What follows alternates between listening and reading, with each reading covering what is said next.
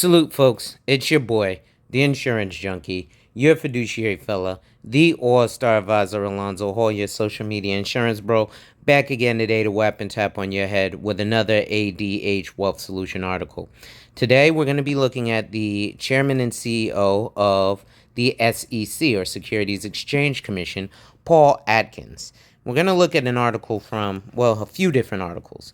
But if you'll notice here, based on recent ethics disclosure, the incoming SEC, or Securities and Exchange Commission chairman, Paul Atkins, and his wife hold 54 life insurance policies, which represents about 10% of their $30 million net worth. And says this is an unusually high amount of number of policies, as most Americans have fewer than one life insurance policy on average. Before I continue, make sure to hit the like, drop a comment, subscribe, and hit that notification bell so you're made aware every time I release new content. And as always, share. Lastly, to contribute to the channel growth or to schedule an appointment with a licensed financial professional, the links are in the description of this video. So, why so many life insurance policies? Experts offer several potential reasons on Atkinson's extensive life insurance holdings, including tax planning and investment vehicles.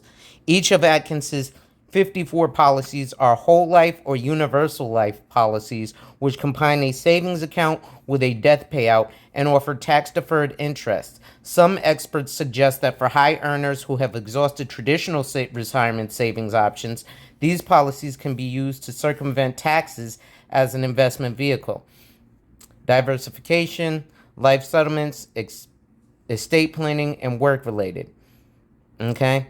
Now, let's read an article from, let's see. Let's do,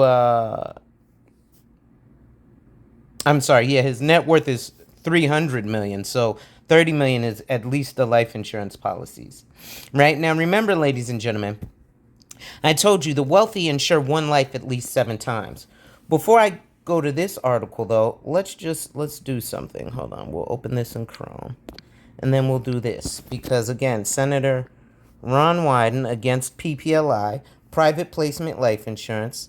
Senator Ron Wyden is highly opposed to PPLI. So private placement life insurance, there are 3,000 individuals who have at least one private placement life insurance policy, which equates for $40 billion in policies held as tax shelters.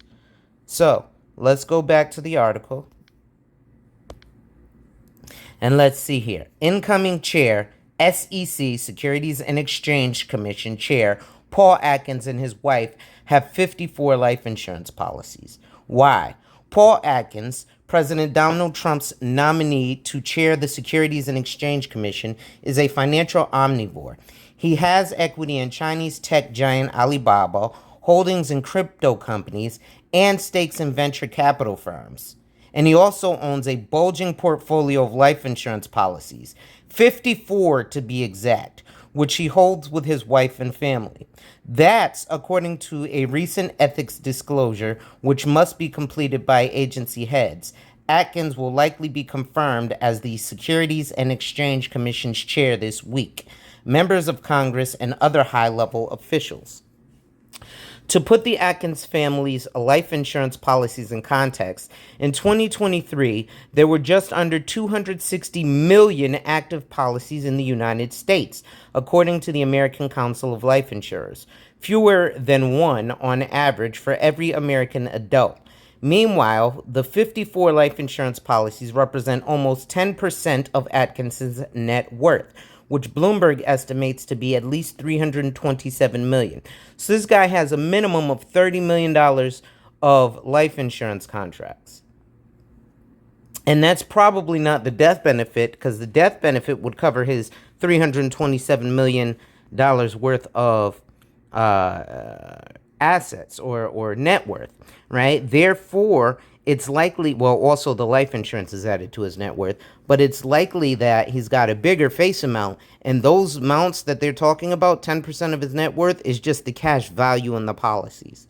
The decision by Atkins to amass dozens of life insurance policies flummoxes even some experts. It would make no sense for an individual to have 20, 30, 40, let alone 50 universal life policies on their own life. James Carson, a professor at the University of Georgia who researches the insurance market, told Fortune. Why then does Atkins own so many? Fortune reached out to Atkins for comment through the consultancy firm Patamat Global Partners, where he is CEO, but didn't receive a reply. Death and taxes. Perhaps the incoming SEC's chairs dozens of life insurance policies are a vehicle to reduce the taxes he owes. Timothy Harris, an economics professor at Illinois State University, told Fortune. There are two main types of life insurance: term and whole. Term policies are in effect for a fixed period of, say, 20 or 30 years. The latter stay in effect for a policyholder's entire life. Each of Atkinson's 54 policies are in the whole category, or a variation of it known as universal life insurance. Whole life insurance combines a savings account with a death payout. Policyholders deposit money into their account and receive tax-deferred interest. When they die, beneficiaries receive the same money, interest, and lump sum. It's less so about insuring against premature death, and it's more of an investment vehicle, Harris says. For those who haven't maxed out their contributions to more traditional retirement vehicles like 401ks and Roth IRAs, whole life insurance plans aren't the best investment, Harris said. But for high earners that have already exhausted all the benefits from a 401k, you can turn these whole or universal life policies to try and circumvent some of the taxes, he added. Complex finances or a speculative wager. Atkinson's hoard of life insurance policies isn't a normal thing. Patricia Bourne, a professor at Florida State University's College of Business who studies risk management and insurance, told Fortune.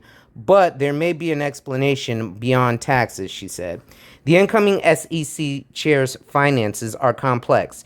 He has multiple trusts, sits on the board of multiple companies, and is the CEO of Patamat Global Partners.